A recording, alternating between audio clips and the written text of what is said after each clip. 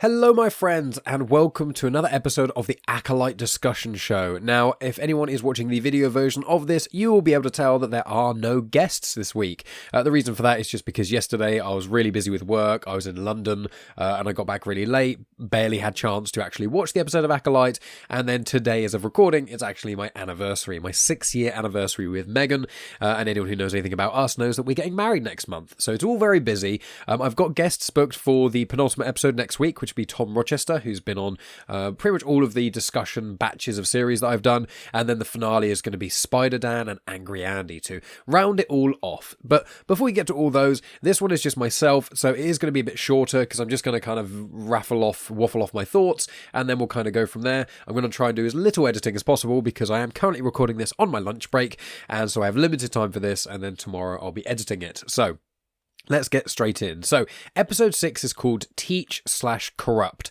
So going back to that kind of the formatting of sort of one episode name / another episode name kind of showing Osha and May's journey.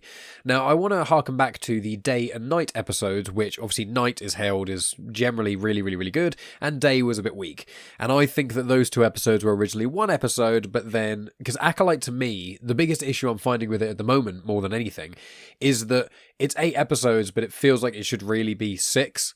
So the first 2, the premiere, that should be one episode, because they kind of were released as one. Then The Witch's 3rd episode, which I actually liked, I think it's called Destiny, that should be its own episode, because it's quite long. Then Night and Day should be one episode as well, and that would be the first 3. And then I assume this episode and the next episode would be another one, and then you'd have the finale. And I feel like it would have flowed a lot better, because this episode, just like episode 4, were really just nothing episodes. There was a lot of just nothing going on, and it was just kind of a build-up like, oh, we're going to tell you what you want to know, we're going to tell you, no, we're not going to tell you till the next episode. It's like, okay, and the whole of the sort of night and day episodes with episode 4, it was like, oh, the Jedi, they're going to go, they're searching for stuff, you're going to see Count Acker in action, oh, no, he's killed off screen, but don't worry, you'll get to see some action stuff, and then it's like, oh, no, the episode ends. And then, obviously, the following episode, episode 5, last week's, was phenomenal. It was just action, but I feel like it would have worked better had it had the kind of bit connected. I think it's just becoming a bit disjointed, and it's happening quite a lot of these Disney and some of the Marvel shows, but I think the Disney Star Wars ones are suffering the most from it, especially the Kenobi series.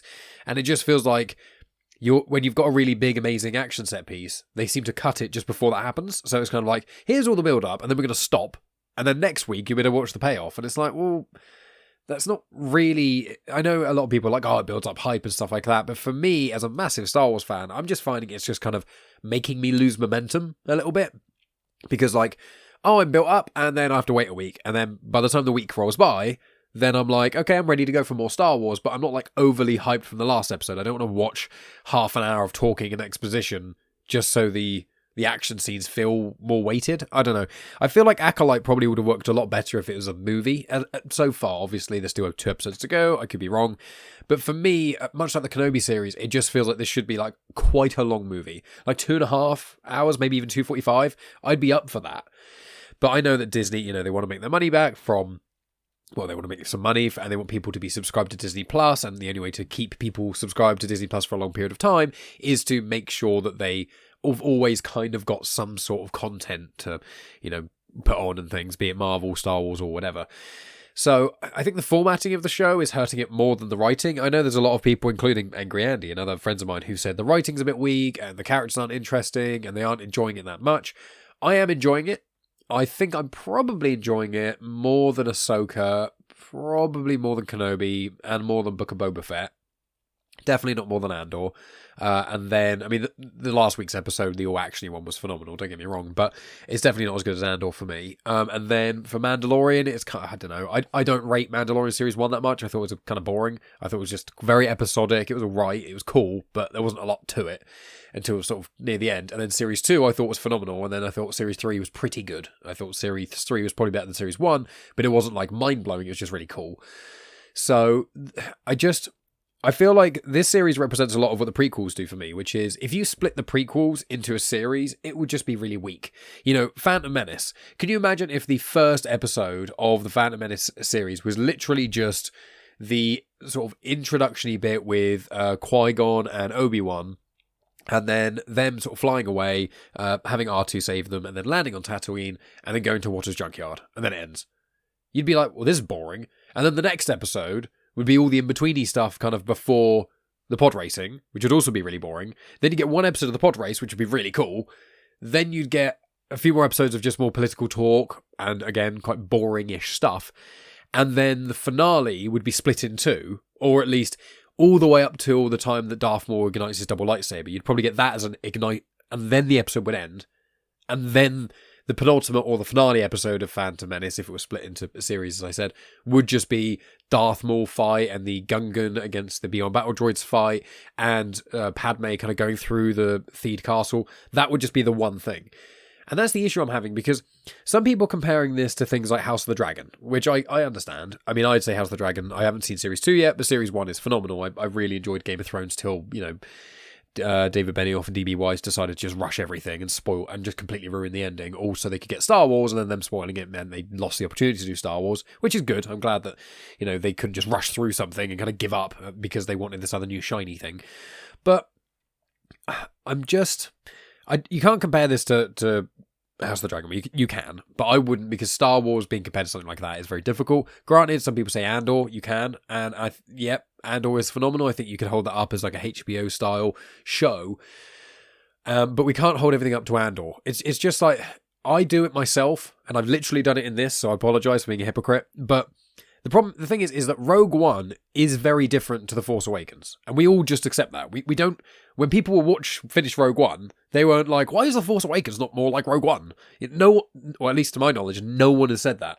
So I feel like us as a fandom, myself included, need to stop comparing everything to Andor, because that's not how we do it. It's one of those things where it's just like, I know the prequels, the reasons they were so hated, because of Jar Jar and some of the script work is awful, but aside from that, it was like, it's not as good as Empire, or it's not as good as Return of the Jedi, blah, blah, blah, blah. And it's like, well, I know, but it's made by different people. It's still got the Star Wars banner, but it's different writer, different director, different this, different that, different era of Star Wars. It's going to feel different. And I don't think I'd want everything to be like Andor is, because if it was, it would be super intense, super serious. It'd probably be quite good, but I think it would get old quite quick. I think if every show was like Andor, that you'd get bored of it. And obviously some people are going to be going, yes, but Andor's so well written. I want all my Star Wars to be well written. Yes, I agree, but you also can't agree that even if we ignore Disney era Star Wars, which I'm, a big fan of, the original 6 movies, if you just compare the writing of all of them, they're all different. The prequels are more aligned with each other than the original trilogy. But obviously Star Wars was just meant to be an indie film, now called A New Hope. And that was pretty much all George Lucas, but also his wife at the time and certain other people involved. But it was primarily Lucas. Then Empire and Return of the Jedi, they were then expanded upon. They had different directors. Because there's so much more money behind it and so many people had much more faith in it, that there were more creatives involved with the writing process, with directing and with editing and everything. So it's like, but the prequels was just George Lucas running awry, being able to do whatever he wanted. And I think that The Acolyte is much better written than the prequels. Don't get me wrong, and I've said this before, I think the prequels have got the best overall story of any of the trilogies, of any Star Wars. I think the story, purely, of the prequels is incredible. The problem is the pacing is really bad, especially the first 2 movies. The dialogue is atrocious for Phantom Menace and Attack of the Clones. Not all the time in every character, but a lot of it is just like really wishy-washy. I think Revenge of the Sith, they don't really have that. They kind of step away from that stuff. It feels a bit more mature. But the thing is I think Acolyte, there's no scene where I'm like, that dialogue is atrocious. There might be the odd line and it's a bit hammy. I think I said that last time, where there's some dialogue that's a bit... But I think my biggest issue with Acolyte, to be honest, is the twins, which unfortunately are the main part of the show, which is a problem. I don't know if it's Amandla, the actress who plays both of them. I don't think she's bad. I don't think she's phenomenal. I don't think she's carrying it in any way. But I don't think she's bad necessarily. I feel like it's probably the direction of the script that's the problem, kind of like it was with Hayden Christensen in the prequels. But they're just both so boring as characters. They're boring and predictable, which are the worst possible combination. I've said it on air. I know I said it last week. I think I said it in one of the early episodes. I bet what's going to happen is they're going to do a bait and switch. They're going to swap the bad one, air quotes, and the good one, air quotes, are going to swap. And it's like, I'm not, that it's so kind of bland and easy to get, but it wouldn't be, there's no weight to it because no one I know, there might be some people online and there might be some others who are super positive about Star Wars and they love the twins, and that's fine. But for me, everything I've seen of them and everyone who talks about it, whether they're really positive about Acolyte or really negative, pretty much everyone says the twins are boring. They're predictable, they're boring, no one's invested in them. Like, we're all more invested in Sol and in the stranger, Manny Jacinto's character, far more than the twins. In fact, a lot of people were more interested in Yord Fandir and Jackie Lon more than the twins. And they had barely any screen time. And they're cool. They're all right characters, don't get me wrong. But, like, I feel like the twins are probably going to die by the end of this, or one of them's going to die, and the Jedi are going to think it's the other one or something, or maybe it's going to be a big reveal, and Manny Jacinto's character is actually going to be just an acolyte, as the show's called, and then a big bad Sith is going to come in and wipe them all out. I don't know, but the thing is that I have no desire to see any other Osha and May stuff. Like, if they said, like, Cavan Scott's done a one-shot story about Kaunaka, which would be nice because Kaunaka's been completely destroyed in this show, in my opinion. Hopefully in the flashback we'll get more, and we'll get something from him. But his death off screen just sucked. And it was just like, why even have him in it? First Wookiee Jedi on screen, and you've done literally nothing with him. It's not like you haven't done much. Like, genuinely, you've done nothing with him.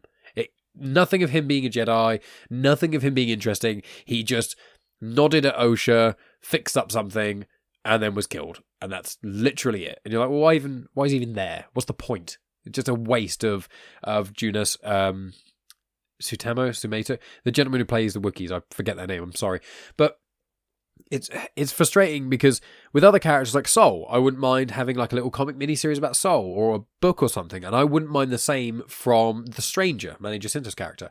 Most of the I would be fine with like a little comic miniseries about Jackie Lon and about Yord Fandir. I'd actually be alright with that. I'd like to get to know those characters more. But if you said, do I want a book or a comic series on Osha and May? I'd be like, no, I have no interest whatsoever. The only interesting part of them was the Destiny flashback, which everyone hated for some reason. It's not the best episode of Star Wars ever, but I think it was one of the highlights of the show so far, I'd say. But like the witches were really interesting. Like if you had a Mother Anastasia and we got to see what her kind of backstory was and how this coven of witches, where they went from where they were to where they end up dying. If we got to see that, I'd be well up for that. That sounds really cool. I'd be really up for seeing like a mini-series about them again. Big proponent of comic mini-series. But the twins, I just don't care. I genuinely, and it's not me just being like, because I'm not a toxic Star Wars fan, as you can see behind me in a video. I love Disney Star Wars. I love the High Republic. I'm a big fan of it. I'm always trying to be positive. But I think the biggest thing is not the writing. It's not the acting. The pacing is a decent chunk of it, but I think the weakest part, unfortunately, is your main characters are just completely boring. And I wouldn't say unlikable, but I just feel no emotion. Just none. And that rarely happens in Star Wars for me. Very, very rarely. Like, every character in Star Wars I have some degree of an opinion on, negative or positive, just on, like, in-universe. But then I'm just like, I don't care. I have no interest in either of them. And that's rare. They're very rare for me. Even when people didn't like Anakin in the prequels and they said his character was unlikable and I don't care. And it's like, I understand where they're coming from, but I still did have some connection. I find Luke Skywalker in the original trilogy quite boring. Gonna say it? I know a lot of people get triggered by it. I'm way more interested by most of the legacy characters in the sequels. I find, Han and Leia are quite cool in the original trilogy, and Lando was completely wasted in the sequels, unfortunately. I like him seeing him, but, he was way better in Shadow of the Sith, the book, than he was on screen. But Luke, I just found to be bland. I was like, he's whiny and boring in A New Hope, he's pretty whiny in Empire, and then he's kind of cool in Return of the Jedi. That's it. But I still had an emotion. I felt I was somewhat interested by him, but he was never the character that really intrigued me of the original trilogy, like, ever. He wasn't even, I wouldn't say he's in the top 5, to be honest, until Jedi. I think Jedi is when he really became interesting, but the first 2 films, I was not invested in Luke at all. I'm still not really. Again, Last Jedi Luke I do like.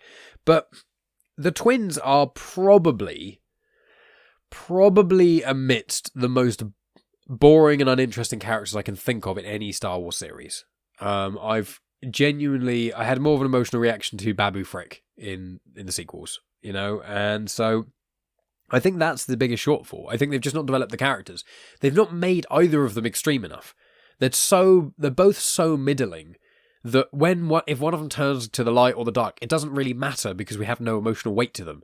You know, if Soul turns to the dark side, we'll feel something because we're connected to him as a character and we like seeing him do good.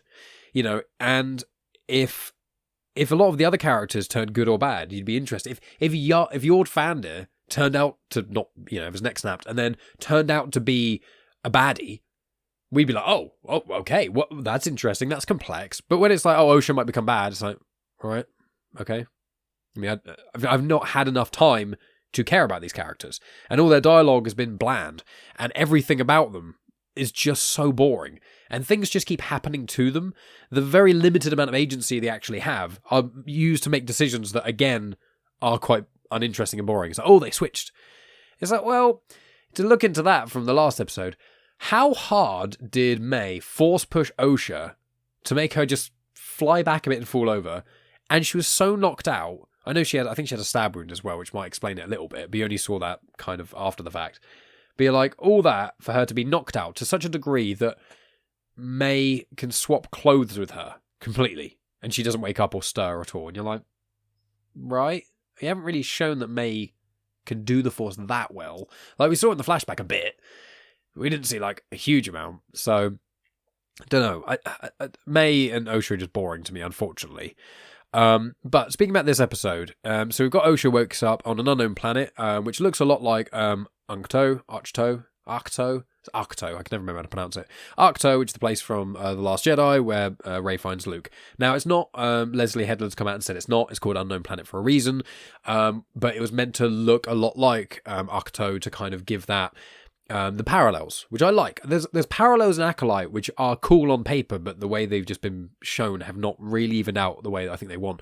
So that Arcto thing, and then there's also the bit where Osha and May separately pull out like a dagger to then stab Soul and the Stranger. And I liked that. I liked that symmetry. Again, if we had more moments early on of symmetry, but doing it for different reasons, maybe it would be more interesting. But it's not really, unfortunately.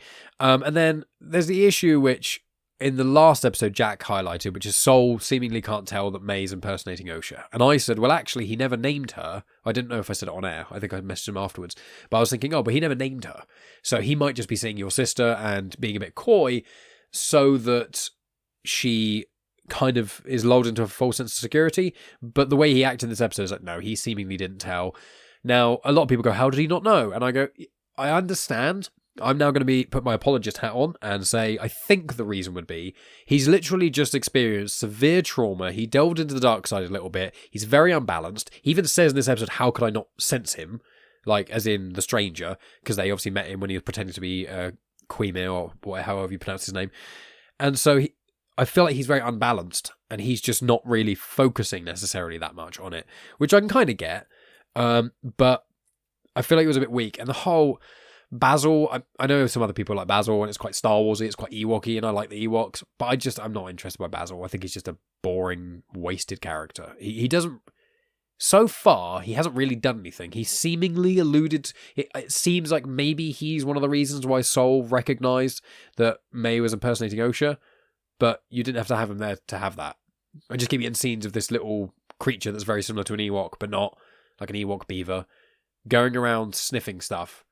And like fun little music playing, and then like, what is this? What is this for? The Ewoks make sense. You get introduced to them, and you think they're teddy bears, and then you watch them, savagely kill loads of stormtroopers. It makes sense to the plot. Even the Porgs, the Porgs in The Last Jedi were this fun little side thing, but there wasn't like concentrated huge amounts of screen time. It was like between scenes you'd see them in passing. You watched like, what's Chewie doing? Oh, how's he surviving? Oh, he's eating and killing Porgs. Okay. That just logically adds a little bit of sense of like, what the hell is Chewie doing this whole time while Rey is off, harassing Luke. So with most, and I like cute, cuddly Star Wars characters. I love Nubs. I love Nubs, who is from Young Jedi Adventures. He's just a little cute character, but he is a main character who does stuff. Grogu. He's the center of the Mandalorian show. He changes how the Mandalorian acts. All the cutesy kind of characters that I can think of do serve some sort of plot purpose. But the only purpose of Bazil so far, and he's been in like 3 episodes, the only stuff he's done is kind of be a tracker, which you could easily just write around that, go, we put a tracker on this person, or we've got a Jedi with us who's really good at tracking, like Quinlan Voss back in the Clone Wars and stuff. Like, you could easily write someone in who could do that isn't this weird, cute, new character. And I wouldn't mind so much if he had something to do. This episode, everything that Sol and May were doing was literally just, the ship was fine, they talked a little bit, but only like really skating around the issue, just saying stuff we already kind of know. There's a bit of emotion from Sol, which is fine. And then the ship goes down, and then just immediately gets power. Basically, they go in, tweak something, and then it gets power again. And you're like, what was the point in any of this? What did any of this achieve? You've just wasted time. And this episode, just like the predecessor to Night, so episode 4, both of them just felt like only really 15 minutes of story, but because they had to have this series in an 8-episode format, they've stretched 15 minutes into about half an hour twice. And that's my issue, because we didn't need them. It hasn't added anything. I will say that, and again in this episode, Sol constantly saying to May, I'll tell you stuff. I'll promise you these things. I'll finally tell you when he thinks it's Osha. And you're like, what? Why are you holding back on it so much? I suspect the next episode we're going to get the reveal, but I'm like, I think me and a lot of people were like, they're taking so long to reveal. It probably, considering how good the last episode was, surely it can't be that good. I mean, maybe I'm wrong. Maybe I'll eat my words and, episode 5 was incredible, episode 7's going to be incredible, and the finale's going to be incredible. If that's the case, amazing. Happy with that. But I would much have rather it was just 6 episodes that are nearly an hour rather than 8 episodes that are kind of meandering around a lot, which I'm not as much of a fan of. But I will say we've only got 2 more parts to tackle quick, which is the Stranger as well as Osha. So he knows it's Osha immediately, and she does have a tattoo that kind of reveals it, but whatever, he's more in tune to the Force. And it said that he was a Jedi a very long time ago. He's got the scars on his back, and in the same episode we see Vernestra Rwoh pull out her lightsaber whip, which obviously all of us who've read the Star Wars High Republic books, primarily the junior / middle grade or young adult novels, we already know about that, so that's cool. So I like seeing that, and we saw the clip that was in the trailer, which is good, because now I don't think there's anything in the trailer that hasn't now shown up, which is good. It was a bit of a waste. Again, this is why this episode's a bit of a meandering one, because we've gone down to this planet. We found all these dead people. Okay. There's something going to get us. What is it? This bug. / dead. Okay, let's move on. You're like, what? Okay. Right. And obviously it's just to show she has a lightsaber whip before she cracks it out in the next episode or whatever. And people are like, what the hell is that? Even though I feel like people in this episode are going to be like, what the hell is that? And what did that achieve? So all the Vernestra stuff so far, every single scene she's been in, you can add it all together and it makes about 5 minutes. And I like Vernestra from the books, but there's not really any reason I can see for her being in them yet. And there's rumours online I've seen, not rumours online, people speculating that the cut on the Stranger's back could be the shape of a lightsaber whip. So maybe when he was a Jedi, he was Vernestra's Padawan, and then she tried to kill him or something and then covered it up. I don't know. Hopefully it'll reveal it. I hope it's not one of those things where they're going to go, haha, well, you're going to have to tune in for series 2 for the answer to all these questions. I'm like, no, please don't make us do that. Don't drag this on any longer. I'm fine for it to be a series 1 and then a series 2 if there's enough story for it, but I don't want withholding information and having an incomplete series. Like, apart from maybe 1 or 2 questions, pretty much all questions that are presented in a show, I feel like should be answered in the first season, unless it's like, we know for certain going in, like Andor, it's going to be two seasons, and that's that. But they haven't advertised it like that. They've said, there might be another series, we'll see. And it's like, well, that doesn't fill me with confidence, because it makes it seem like if Disney don't give you the green light, we're going to have an incomplete series. And if Disney have given you the green light, then you're going to omit things from series 1 to keep people drawn in for series 2, which I also don't like. That's not really what Andor's done. But, Vernestra has been alright in this. She's slightly more interesting in this, but she's still kind of bland. And unfortunately, because she's one of my favourite characters in the High Republic books, which is one of the most frustrating parts. But the Padawan guy she was with, he was so annoying. Oh my god. He didn't feel like he was even acting. He just felt like a random guy who just kind of wandered on set and was almost, he felt like a fan. It felt like it was like he won a competition and he could be in Star Wars. I don't know anything about the actor, and if he's listening, I'm sorry. But it just felt like he just kind of wandered on set, wearing cosplay, and they're like, hey, do you want to do a couple of lines? You're a big fan of High Republic. Do you want to talk to Vernestra? He's like, oh my god, that'd be cool. And then it's just boring as hell. So all the Vernestra stuff and that guy, boring. Wasn't a fan of that. All the stuff with Osha and the Stranger, really good. Highlight, again. Manny Jacinto I loved anyway from The Good Place, but he has been absolutely fantastic. He's stolen the show. He's stolen the show in Acolyte, and especially with the last episode. So everything he was talking to Osha about, that was the meat of the show for me. That was the bits I really, really liked.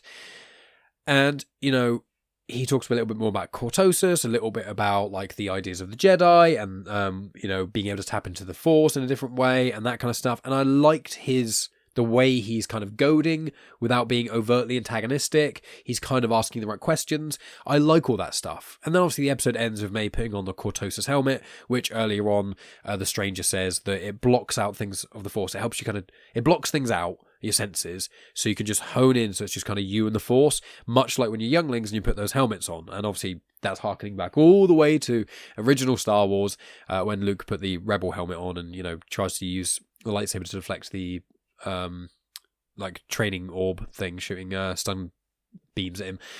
So overall, I thought this episode was all right.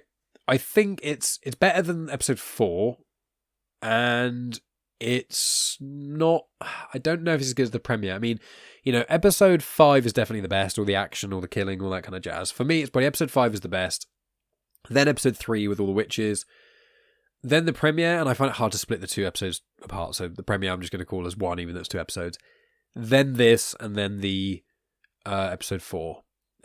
So it's not bad. I'm still enjoying the Acolyte. I am interested to see how this all ends, and I think, again, with the prequel kind of hat on, I feel like if the series ends properly, it will be satisfying. It will feel a bit more like a prequel movie, which the prequels generally are quite slow for the first half, and the second half is some of the best action in Star Wars. And a lot of the darker moments and a lot of the payoffs are intertwined with the action moments. You know, the Vader getting all his limbs cut off by Obi-Wan, that's incredible as a story point, but also seeing it all happen with, you know, Obi-Wan and Anakin fighting on Mustafar, incredible. Order 66. One of my favourite things in all of Star Wars, very brutal, serves a huge amount of story, huge amount of lore, literally changed all of Star Wars, Order 66, both in universe and out, in a lot of ways. And so the prequels have these really big moments that have large effects on stuff, but they take a while to get there and the road's a bit bumpy. That's kind of how I'm perceiving the Acolyte. And we'll see how the next 2 episodes go, because if we don't find out the flashback in the next episode, it's... I really hope we do. I really hope they don't save it to the end. If they do, the only solace I can say is if they save it to the end, and fingers crossed the next episode isn't really slow because of it, is if they had a thing which was kind of like the Stranger fighting Soul, and like they're having a fight, and then kind of cut inside the fight is the flashbacks of what Soul did. That could work well as a storytelling device. But then it would make me question what on earth is the next episode going to be if they're going to do that. So I know obviously also Bazil recovered Pip as well for May, which Pip's an alright droid, but I have no real investment in him. I don't know. I don't know if they were saying, is it like Pip was Pip the reason that Sol realised that May was impersonating Osha? I don't really know. I feel like for me, if I was writing this, what I would have done is I'd have had Sol be very unbalanced, as we kind of showed him to be. He has that crying scene, which I think was quite powerful. And then after that, I think I'd have it so that he just tells May/Osha that he's just going to go meditate, that he needs some time because he feels very unbalanced in the Force. And then he goes off by himself to meditate for just a short period of time, only a few minutes or something. And then he has this snap realization where he's like, Osha doesn't feel the same as what she normally does. What? Wait, what? And that's how he discovers it. Not because Bazil does, or she doesn't care about Pip or anything. Like, he's not a Jedi investigator. He's not a detective. He's going to be using the Force to feel stuff. And I know that, you know, part of it is going to be, it's showing that the Jedi lost their way, which I get, and I understand is what happens to the prequels, but the show isn't really telling us that yet, necessarily. It's not really leaning on that bit. It's like very, very, very subtly hinting at those parts. And I'm like, if you're going to lead this up to be a big thing, you have to quite overtly say it. So yeah, that's kind of how I'm feeling at the moment. And I just want to say again, Lee Jung-Jae, who plays Soul, phenomenal. Really, really good. I like his acting. Him and Manny Jacinto are just the absolute standouts. They're just absolutely eating it up, and I love it. But the pacing and writing is kind of letting stuff down a bit. So I think that's pretty much everything on this episode so far. Again, I don't hate it. I think it's all right. I think it's... So far, the show is, again, it's not that far removed from some of the other Filoni shows, to be honest. I think it's just people are getting a bit sick of the quality not being as high as it could be. Considering Andor is so high, you're like, why can't the other shows be like that? And I'm like, yeah, I get it, but it's frustrating because there's a few tweaks that are made to Ahsoka and a few tweaks that are made to, like Kenobi should have been a movie, in my opinion. There's lots of little bits like that, and I'm like, if they have done these things right, instead of trying to force it into a series, I feel like a lot of these pieces of Star Wars content would be held in much higher regard. That's my opinion. Apart from all the, there's a lot of people hate it because they're bigots and they hate the fact there's a lesbian witch couple who made something in the Force, which I think is nonsense. But I think them hating it is nonsense. I think the concept in Star Wars makes complete sense. But we'll see. We'll see how this goes. We'll see how it kind of ends, and then I'll have a better opinion on it. But that's all from me, my friends. So if you are listening on the feeds of Comics in Motion or Star Wars Comics in Canon, please subscribe, please rate on any of the podcasting apps, which usually appreciate it. If you're on YouTube, please like, please subscribe, please comment, let me know what you think about this, open up the discussion. And if you're seeing this on or if you've listened to me, please follow me on social media at Genuine Chit-Chat on Threads, Instagram, X, TikTok, YouTube, Facebook, all those places. And I post more or less the same thing on most of them. But Instagram is probably where I post the most, I think. And I'm quite active on Threads and X when it comes to interactions with listeners, etc. So please speak to me about this. Tell me what you think. I'd love to hear it. And tell me if I'm wrong. Tell me if I've missed something. I try not to look too much online before I record these kind of things, just so I don't get my mind tainted. But I just caught a couple before recording. But friends, thank you so much for tuning in. I appreciate you all. I'll speak to you next week with Thomas Rochester, who is a positive force in Star Wars, and I'm sure his enthusiasm will be infectious. And let's hope that next episode's amazing as well, so I don't have to be a dampener on his very light mood when it comes to Star Wars. But in any case, thank you so much. Don't forget to subscribe, share with your friends and things, and I'll speak to you very soon. With the next episode of The Acolyte, and there's a few other stuff going on with my podcast, Genuine Chit-Chat, so tune into that as well. And of course, may the Force be with you.